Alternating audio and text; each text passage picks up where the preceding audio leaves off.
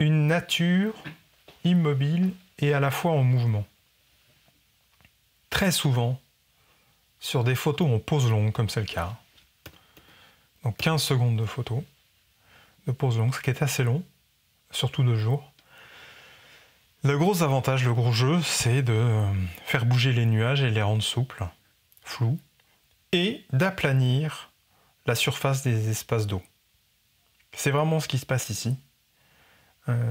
Ce lac est aplani, ça devient une mer cotonneuse, ça devient une surface gelée, mais à la fois pas dure, enfin pas rigide. Vous vous retrouvez dans un espace-temps que vous ne maîtrisez plus. Vous êtes entre deux eaux, entre deux temps, entre deux secondes. Vous ne savez plus vraiment où vous êtes, ni quand. C'est un peu l'idée de cette photo. C'est l'intérêt de la photo. Là, je trouve l'un des symboles de la photographie de pose longue, c'est ça, c'est que vous photographiez quelque chose. On a souvent le sentiment que la photographie, c'est quelque chose où on photographie l'instant. Douaneau, Cartier-Bresson était très à cheval sur ce thème-là. On saisit l'instant volé, on saisit quelque chose de très court.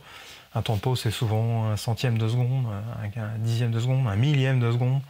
Si vous faites de la photographie animale, vous êtes parfois à un 5 millième, un 3 millième de seconde. Donc c'est vraiment l'instant fugace, capté au moment, et on est là où il faut.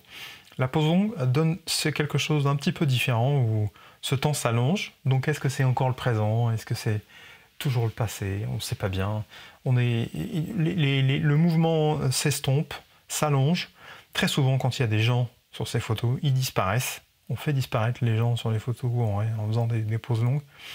Et tout ce qui bougeait devient statique, mais change un peu de forme. On passe dans une autre dimension, une quatrième dimension, je ne sais pas ce qu'il faut dire, où l'image est différente, elle évolue, elle n'existe pas, et à la fois on arrive à la capter, en donner un univers un peu parallèle.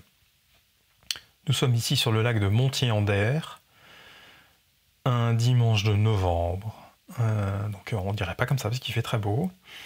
Pendant le salon de la photo animalière de Montier-en-Der. Je vous recommande ce salon si vous êtes un peu fan de photo. Alors c'est pas de la photo de rue ou de la photo artistique, c'est de la photo de paysage et de la photo animalière.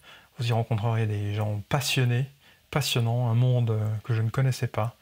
Et je profite toujours de cette occasion pour partir avec des amis, redécouvrir la faune sauvage de chez nous, dans un environnement beaucoup d'oiseaux, étant donné que le lac est là pour ça.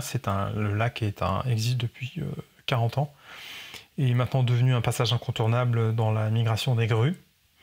Donc si vous aimez les oiseaux, si vous aimez la nature de chez nous, et si vous aimez les grands espaces, partez avec vos jumelles et venez à Montier-en-Der, vous ne serez jamais déçus, surtout en hiver, de cet endroit.